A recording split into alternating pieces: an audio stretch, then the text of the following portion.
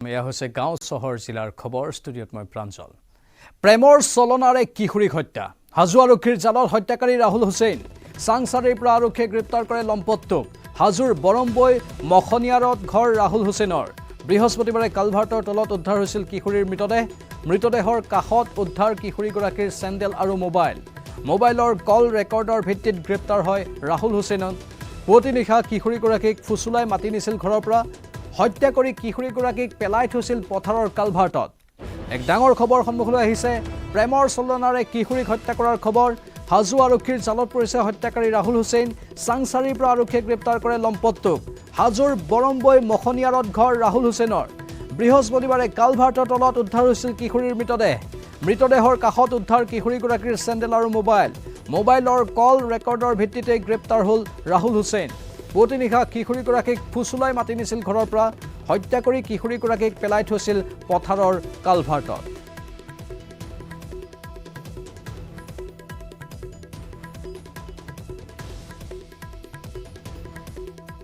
আমি ন্যায় বিচাৰিছো তাক ফাঁসি দিবা লাগে দুখী ফাঁসি দিবা লাগে আৰু যাতে জেলত থোৱাটো আমি নিবিচাৰো 15 বছৰ পিছত দলীয় টকা লৈ যাব আমি হিতি নিবিচাৰো ফাঁসি দিয়ক ছোৱালীটো যেন কি আমাৰ নহয় তেওঁক যাতে নহয় আমি হিতিয়ে বিচাৰিছো ৰাইজে আৰক্ষীৰ লগত কথা পাতিলে আপোনালোকে আমি কথা পাতিছো আৰক্ষী কৈছে আমি তাৰ মানে তাতে লৈ যাম তেওঁ কেনেকৈ মাৰছি কেনেকৈ কি কৰিছি দেখুৱাই যদি দেই আমাৰ আমি আপোনালোকৰ সহায় লৈ পেলে তেওঁক মানে হেৰি দিম তেখেতে স্বীকাৰ কৰিছে নেকি হত্যা কৰা বুলি স্বীকাৰ কৰা নাই যে ভাৰতৰ পৰা অনলাইনত তাইৰ লগত আছে সেইটো স্বীকাৰ কৰিছে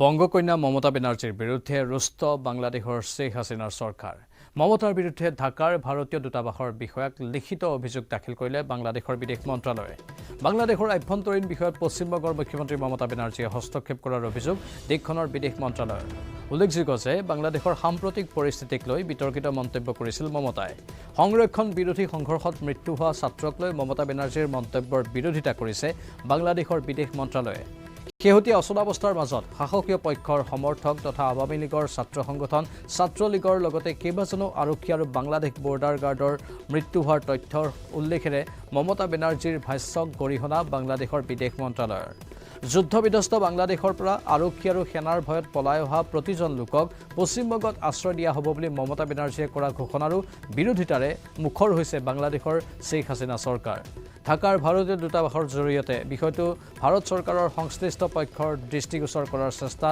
বাংলাদেশ চৰকাৰৰ দেশে নিয়ে যদি আপনাদের কোনো পরিবার থাকে পরিজন থাকে কেউ পড়াশোনা করতে যান কেউ চিকিৎসা করতে এসে ফিরতে না পারেন যদি কোনো সহযোগিতার দরকার হয় আমি বাংলাদেশ নিয়ে কোনো কথা বলতে পারি না কারণ ওটা একটা আলাদা দেশ যা বলার ইন্ডিয়া গভর্নমেন্ট বলবে আমি বলতে পারি না কিন্তু আমি এটুকু বলতে পারি অসহায় মানুষ যদি বাংলায় দরজা খটখটানি করে আমরা তাদের আশ্রয় নিশ্চয়ই দেব তার কারণ এটা ইউনাইটেড নেশনসের একটা রেজুলেশন আছে কেউ যদি রিফিউজি হয়ে যায় তাকে পাশের পার্শ্ববর্তী এলাকা তাকে সম্মান জানাবে বাংলাদেশে নিয়ে যদি আপনাদের কোনো পরিবার থাকে পরিজন থাকে কেউ পড়াশোনা করতে যান কেউ চিকিৎসা করতে এসে ফিরতে না পারেন যদি কোনো সহযোগিতা সংৰক্ষণক লৈ উচ্চতম ন্যায়ালয়ে ঐতিহাসিক ৰায় দিয়াৰ পাছতো বাংলাদেশত কমা নাই আন্দোলন এতিয়াও দেশজুৰি চলি আছে প্ৰতিৰোধ অব্যাহত আছে সংঘৰ্ষ এতিয়ালৈকে সংঘৰ্ষত প্ৰাণ হেৰুৱাইছে 200ৰো অধিক লোকে পুৱা 10 বজাৰ পৰা বিয়লি 5 বজালৈ শিথিল কৰা হৈছে সান্ধ্য আইন কিন্তু নিশাৰ ভাগত এতিয়াও বলবৎ হৈ আছে সান্ধ্য আইন পুৱা 11 বজাৰ পৰা বিয়লি 3 বজালৈ বেংক চৰকাৰী কাৰ্যালয় আৰু বিভিন্ন অনুষ্ঠান প্ৰতিষ্ঠান খোলা ৰখাৰ ব্যৱস্থা কৰিছে বাংলাদেশ চৰকাৰে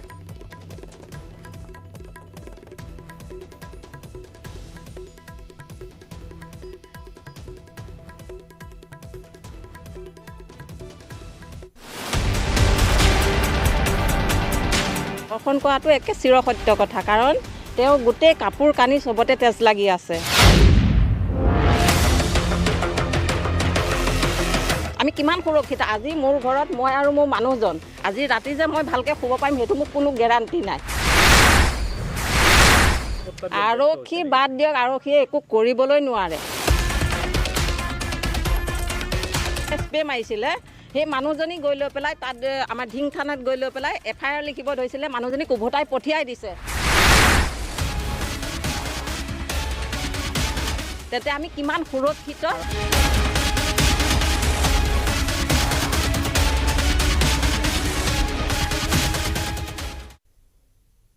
অৱশেষত ঢিঙৰ স্প্ৰে গেঙৰ মাষ্টাৰ মাইণ্ডক গ্ৰেপ্তাৰ। মুকছিদুল ইছলাম নামৰ লম্পটটোক গ্ৰেপ্তাৰ কৰা হৈছে।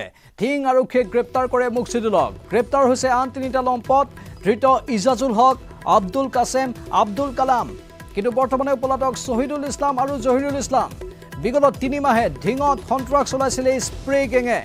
নগাঁৱৰ ঢিঙত সংঘটিত ডকাইতি আৰু নাৰী নিৰ্যাতনৰ এই ঘটনাই ৰাজ্যজুৰি তীব্ৰ প্ৰতিক্ৰিয়াৰ সৃষ্টি কৰিছে। দুদিন পূৰ্বে নিশা ঢিঙৰ এঘৰত লুটপাট চলাই ডকাইতৰ দলে এগৰাকী মহিলাক ধৰ্ষণ কৰে। সংজ্ঞানাশক স্প্ৰে কৰি বৃদ্ধাগৰাকীক অচেতন কৰি প্ৰথমে ডকাইতৰ দলটোৱে লুটপাট চলায় আৰু তাৰ পিছতে অচেতন অৱস্থাত 60 ঊৰ্ধৰ মহিলাক দলবদ্ধ ধৰ্ষণ কৰে। বৰ্তমান গুৱাহাটী চিকিৎসা মহাবিদ্যালয় হস্পিটেলত জীৱন মৃত্যুৰে যুঁজিছে সেই ভুক্তভোগী বৃদ্ধাগৰাকীয়ে। এই ঘটনা পোহৰলৈ অহাৰ পাছতে ঢিঙৰ ডকাইতৰ দলটোৱে কেইবাটাও এনে জঘন্য ঘটনা সংঘটিত কৰাৰ অভিযোগ উত্থাপন হৈছে। বিশেষকৈ ডকাইতৰ দলটোৱে অকলশৰীয়া নাৰীক টাৰ্গেট কৰি আহিছে। সংজ্ঞানাশক স্প্ৰে বা অন্য কিবা প্ৰক্ৰিয়াৰে মহিলাসকলক অচেতন কৰে আৰু তাৰ পাছতে এই কাম কৰাৰ অভিযোগ। কিন্তু অৱশ্যে এতিয়ালৈকে স্পষ্ট হোৱা নাই সংজ্ঞানাশক স্প্ৰে নে অন্য কিবা উপায়েৰে মহিলাসকলক অচেতন কৰা হয়। মূলতঃ অকলশৰীয়া মহিলাক অচেতন কৰি প্ৰথমে লুটপাট চলোৱাৰ পাছত ডকাইতৰ দলটোৱে নিৰ্লজ্জভাৱে সংজ্ঞাহীন মহিলাক যৌন নিৰ্যাতন চলায়। তাৰ মাজতে কেইবাগৰাকী মহিলা বলৎকাৰৰো বলি হৈছে। শেহতীয়াকৈ 60 বছৰীয়া মহিলাগৰাকী বলৎকাৰৰ বলি হৈ সংকটজনক অৱস্থাত চিকিৎসাধীন হোৱাৰ পাছতহে এই নিৰ্যাতনৰ বা এনেধৰণে নিৰ্যাতনৰ বলি হোৱা বহু মহিলাই মুখ খুলিছে। লক্ষণীয়ভাৱে একে সময়তে পোহৰলৈ আহিছে আন এক চাঞ্চল্যকৰ তথ্য। যৌন নিৰ্যাতনৰ বলি হোৱা বহু মহিলাই আৰক্ষীক গোচৰ দিবলৈ গৈও বিমুখ হৈ ঘূৰি আহিছিল। এনেদৰে কোনোবাই যদি মুখ লজ্জাৰ বাবে এনে কথা প্ৰকাশ কৰা নাছিল, আন কোনোবাই আৰক্ষীৰ ব্যৱহাৰৰ বাবে পুনৰ মুখ খোলাৰ সাহস কৰা নাছিল। ঢিঙৰ ঘটনাই ৰাজ্যজুৰি প্ৰতিক্ৰিয়াৰ সৃষ্টি কৰাৰ পাছতহে আৰক্ষী তৎপৰ হৈছে। ঢিঙৰ কেইবাখনো গাঁৱত বিগত কেইবা মাহত 20 ঘৰতকৈও অধিক বাসগৃহত দলটোৱে ডকাইতি কৰাৰ লগতে মহিলাক নিৰ্যাতন চলাই আহিছিল। অধিকাংশৰ ঘৰতে লুটপাটৰ পিছত যুৱতী মহিলাক নিৰ্যাতনৰ অভিযোগ উত্থাপন হৈছে। একেটা নিশাই সংঘটিত হৈছে 2টাকৈ পৰিয়ালক লুটপাট চলোৱাৰ ঘটনা। ডকাইতে বিষাক্ত স্প্ৰে ব্যৱহাৰ কৰাৰ ফলত গুৰুতৰভাৱে অসুস্থ হয় 5জনকৈ লোক। ঢিং আৰক্ষীৰ কাষ চাপিছিল ভুক্তভোগী কেইবাটাও পৰিয়াল, কিন্তু ব্যৱস্থা গ্ৰহণ কৰা নাছিল।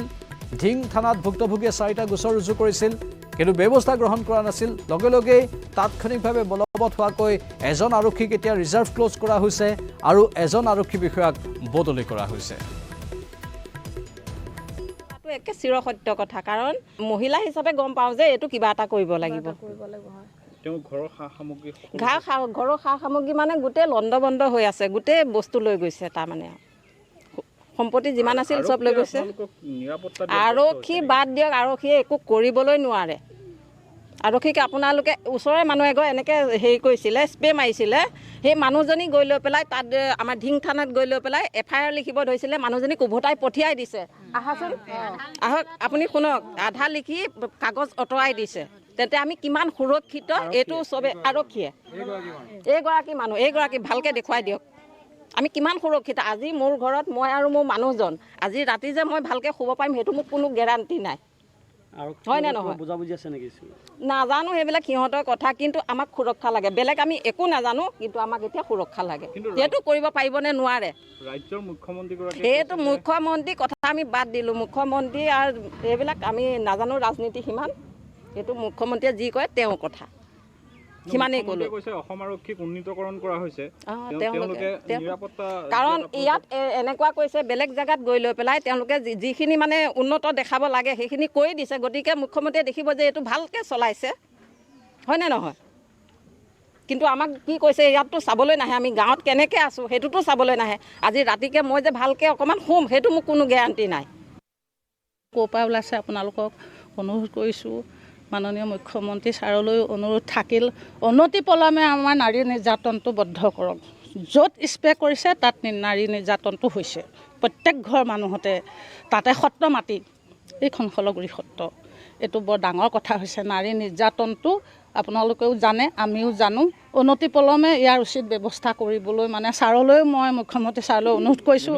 চেলাইন এটা দিলে, বেজী দিলে, এই হেৰিও দিছে, অক্সিজেনো দিছে, এনেকৈ চকুকেইটা এনেকৈ মেলে আকৌ এনেকৈ দিয়ে। বোৱাৰীজনী অকণমান আগত ফোন কৰিছে, মই বোলো তুমি গুচি আহা, মই কাইলৈ গুৱাহাটী গুচি যাম, স্কুল বহিব এতিয়া। তেওঁ তেতিয়া মানে মোক কৈছে আপুনি কালিলৈ থাকক।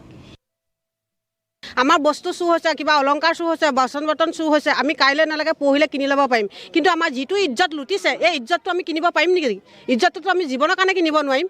সেইখিনি আমাৰ প্ৰশাসনে আমাক সুৰক্ষা দিব লাগে অতি সোনকালে। আপোনালোকৰ কোন আৰক্ষী থানা পৰে? ঢিং আৰক্ষী, এতিয়া খলগুৰি ব্ৰাঞ্চটো খলগুৰিত আছে। একেধৰণৰ ঘটনা ঢিং কান্ধুলিমাৰীত প্ৰথমতে সেইটো ঘটনা হৈছে এজনী বিধৱা মানুহৰ লগত। প্ৰশাসন সচেতন হ'ব লাগে, মানুহখিনি নাৰীখিনিক সুৰক্ষা দিব লাগে অতি সোনকালে। আজি আমাৰ গাভৰু ছোৱালী আছে, আমি গাভৰু ছোৱালী আশাত ঘৰ এৰি থৈ গুচি যাম, কাইলৈ গাভৰু ছোৱালীজনীয়ে মোক এৰি থৈ গুচি যাব, হয়তো মোক ইজ্জত লুটিব, কাইলৈ গাভৰু ছোৱালীজনী লুটি যাব। আমাক ঘৰ এৰিবলৈ এতিয়া ভয় হৈছে, আলহী আহিবও ভয় হৈছে। গোটেই ঢিং অঞ্চলতে এটা স্পিৰিচুৱেলৰ উপদ্ৰৱ হৈ আছে, গতিকে এই উপদ্ৰৱটো নাইকিয়া কৰিবৰ কাৰণে আমি প্ৰশাসনক অনুৰোধ জনাইছোঁ। আমাৰ মহিলাসকলে কৈছে যে ইয়াতে চুৰটো কৰিছে, লগতে অলপ মানে অপকৰ্ম কৰিছে বুলি কৈছে। য'ত স্প্ৰে কৰিছে তাত নাৰী নিৰ্যাতনটো হৈছে, প্ৰত্যেক ঘৰ মানুহতে। তাতে সত্ৰ মাটি, এইখন খলগুৰি সত্ৰ, এইটো বৰ ডাঙৰ কথা হৈছে। নাৰী নিৰ্যাতনটো আপোনালোকেও জানে, আমিও জানো। অনতি পলমে ইয়াৰ উচিত ব্যৱস্থা কৰিবলৈ মানে ছাৰলৈও মই মুখ্যমন্ত্ৰী ছাৰলৈ অনুৰোধ কৰিছোঁ। অপকৰ্ম হৈছে। আমি 4জন ব্যক্তি ইতিমধ্যে এৰেষ্ট কৰা হৈছে, তেওঁলোকৰ পৰা ৰিকভাৰীও কৰা হৈছে, স্প্ৰেও আমি পাইছোঁ। কিন্তু এতিয়া তেওঁলোকেতো জেলতে আছে। মই আজিও ৰাতিপুৱাই খবৰ কৰিছোঁ, যেতিয়া খবৰটো পালোঁ যে জেলতে আছে, কিন্তু এতিয়া হয়তো নতুন গেং কোনোবা ফৰ্ম কৰিব পাৰে। তাৰ কাৰণে আমি আকৌ নতুনকৈ তদন্ত কৰিব লাগিব। যি তিনিজনক ধৰিছিলে তেওঁলোকৰ স্বীকাৰোক্তি কিবা পাইছিল নেকি যে আচলতে বাহিৰৰ পৰা ধৰা হৈছে? আৰু এজন ব্যক্তি ইয়াত জড়িত আছে, আৰু এজন ব্যক্তি জড়িত আছে এইটো কেছত। আমি এজনক ধৰিব পৰা নাই, তেওঁ ইয়াৰে নহয়, ৰূপহীহাটৰ হয়। গতিকে তেওঁক ধৰিলে আৰু যদি কিবা তেওঁৰ লগত আৰু কিবা নতুন গেং আছে তেতিয়া আমি গম পাম। আপোনালোকে যিকেইজন ব্যক্তি ধৰিছিলে, যিকেইজন চুৰ সন্দেহ কৰি আপোনালোকে কৰায়ত্ব কৰিছিলে, সেইকেইজন কিন্তু ঢিঙৰ দাঁতি কাষৰীয়া অঞ্চলৰ নহয়, জুৰিয়াৰ হয়। মই এইমাত্ৰ ক'লোঁ আপোনাক যে যিজন মেইন কিংপিং আছিলে ইয়াৰে গোটেই বস্তুটো যিটো মানে গেছটো বনায়, সেইজন ৰূপহীহাটৰ হয়। গতিকে ইয়াতে আহি পেলাই কৰা তাত নকৰিব পাৰে, হয়তো ঢিঙত আহি পেলাই কৰিছে। গতিকে সেইজন ধৰিব পাৰিলে আৰু যদি কিবা গেং আছে আমি গম পাম। খলগুৰিত যিটো ঘটনা হৈছে, নিচেই কাষতে এটা আউটপোষ্ট আছে, তাৰপিছতো পেট্ৰলিঙৰ ব্যৱস্থা নাথাকে নেকি? যিদিনাখন কালি ঘটনা হৈছে, ৰাতি 3টা বজালৈকে আমাৰ পেট্ৰলিঙো আছিলে, VDP মানুহে পেট্ৰলিঙো পাইছে। আৰু VDP মানুহে এইটোৱে তথ্য দিছিলে যে গুলজাৰ হুছেইন যিজন আমি কালি উঠাই আনিছোঁ, তেওঁ ৰাতি 3:30 বজাত তাতে সন্দেহজনক অৱস্থাত ঘূৰি ফুৰা দেখা পাইছে। গতিকে VDPয়ে ইনফৰ্মেশ্যনতে আমি গুলজাৰ হুছেইনক আইডেণ্টিফাই কৰিবলৈ সক্ষম হৈছোঁ। নহ'লে যিজন মহিলা ভুক্তভোগী তেওঁ।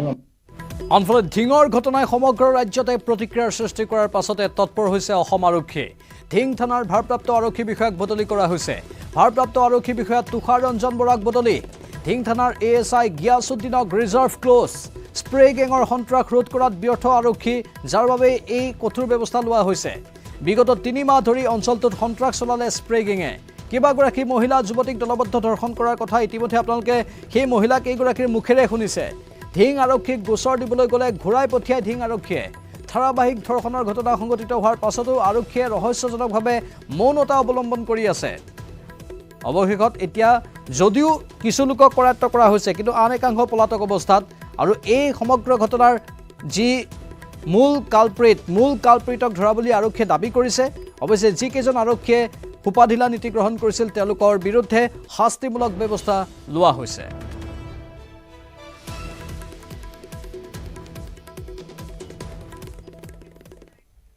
আৰু বাতৰিখিনি সময় হৈছে চমু বাণিজ্যিক বিৰতিৰ।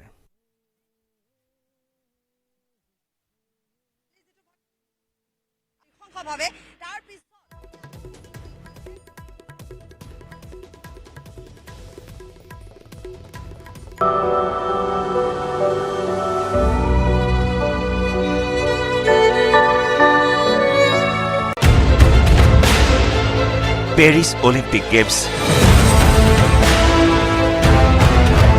পেৰিছ অলিম্পিকত স্বৰ্ণ পদকৰ লক্ষ্যৰে সাজু হৈছে লাভলীনা বৰগোহাঁই। জাৰ্মানীৰ পৰা গৈ পেৰিছৰ গেমছ ভিলেজত প্ৰৱেশ কৰা লাভলিনা সাজু হৈছে উদ্বোধনী সমাৰোহৰ মাৰ্চ পাছৰ বাবে। বিশ্বৰ সন্মানীয় অলিম্পিক গেমছত এই পৰ্যন্ত অসমৰ 5 গৰাকী খেলুৱৈয়ে অংশ লৈছে। 1896 চনত প্ৰথমবাৰলৈ এথেন্সত আৰম্ভ হৈছিল অলিম্পিক গেমছ। 1896 চনৰ পৰা 2024 চনলৈ অলিম্পিক গেমছ। অলিম্পিক গেমছৰ গৌৰৱোজ্জ্বল 128 বছৰ। বিশ্ব ক্ৰীড়াৰ সৰ্বশ্ৰেষ্ঠ মহাযুদ্ধত এই পৰ্যন্ত অসমৰ মাত্ৰ 5 গৰাকী খেলুৱৈয়েহে অংশ লোৱাৰ সৌভাগ্য হৈছে। ডক্টৰ টি আউৰ পৰা লাভলিনা বৰগোহাঁইলৈ। 1948 চনৰ লণ্ডন অলিম্পিকত অংশ লৈছিল ফুটবলাৰ ডাক্তৰ তালিমেৰন আৱে। অসমৰ পৰা গৈ অলিম্পিকত ভাৰতীয় ফুটবল দলক নেতৃত্ব দিছিল ডাক্তৰ তালিমেৰন আৱে।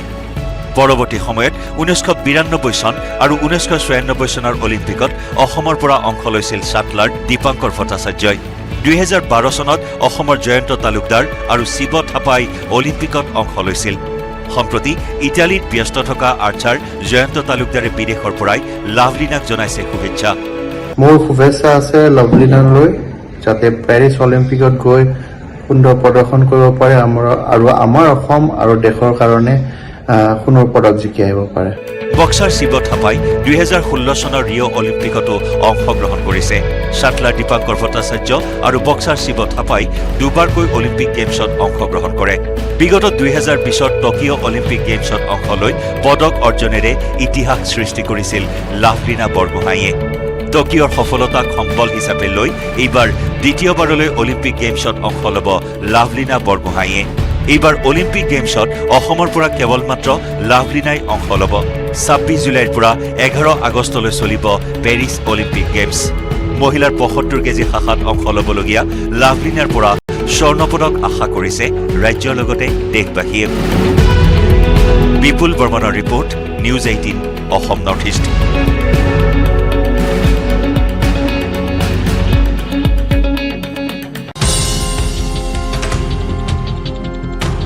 ৰাজ্যৰ ৰাজনীতিত হঠাৎ প্ৰাসংগিক প্ৰফুল্ল কুমাৰ মহন্ত। মহন্ত পৰিয়ালত সঘনে আহযাহ ৰাজ্যৰ বহু ৰাজনৈতিক নেতাৰ। এদিন যদি কংগ্ৰেছ, আন এদিন অসম জাতীয় পৰিষদ। মহন্ত পৰিয়ালক লৈ টনা আজোৰাত কংগ্ৰেছ বনাম অসম জাতীয় পৰিষদ। প্ৰথমে চাওক এই দৃশ্য। দুদিন পূৰ্বে প্ৰাক্তন মুখ্যমন্ত্ৰী প্ৰফুল্ল কুমাৰ মহন্তৰ বাসগৃহত দেখা গৈছিল ধুবুৰীৰ সাংসদ ৰকিবুল হুছেইনক। দীৰ্ঘ সময় ধৰি প্ৰাক্তন মুখ্যমন্ত্ৰী প্ৰফুল্ল কুমাৰ মহন্ত আৰু তেওঁৰ পুত্ৰ শ্যামন্ত কুমাৰ মহন্তৰ সৈতে বৈঠকত মিলিত হৈছিল ৰকিবুল হুছেইন। সাংসদ ৰকিবুল হুছেইনৰ পিছত এইবাৰ বুধবাৰে মহন্ত পৰিয়ালত দেখা গ'ল অসম জাতীয় পৰিষদৰ সভাপতি লুৰিণজ্যোতি গগৈ আৰু দলৰ সাধাৰণ সম্পাদক জগদীশ ভূঞা।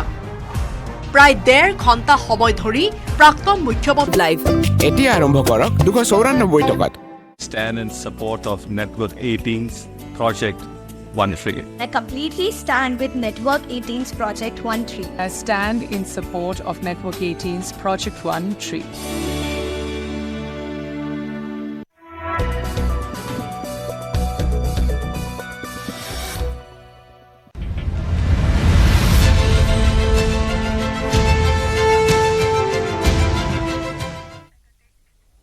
আহোম ৰাজত্বকালৰ স্বৰ্ণীল ইতিহাস পুনৰ প্ৰাণ পাই উঠিল।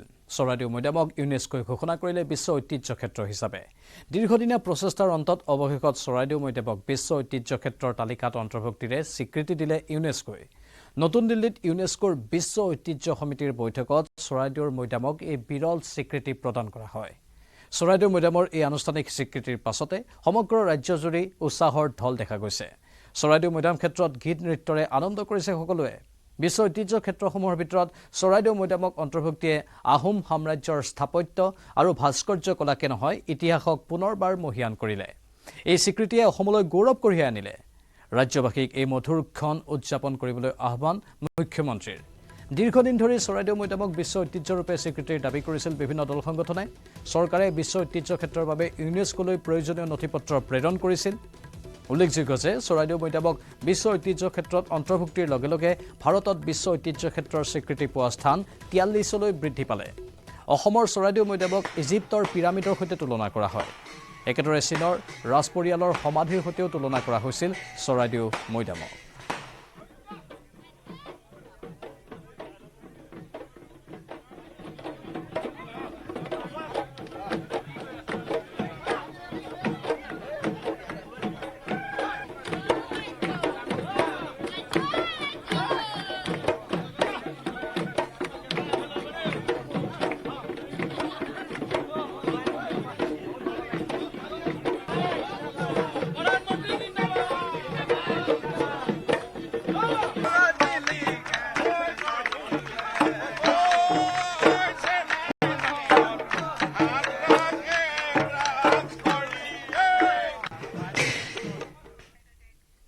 সময় হৈছে এতিয়া বাতৰিৰ পৰা বিদায় লোৱাৰ কিন্তু বিদায় পৰত আগবঢ়াইছোঁ হেডলাইনছ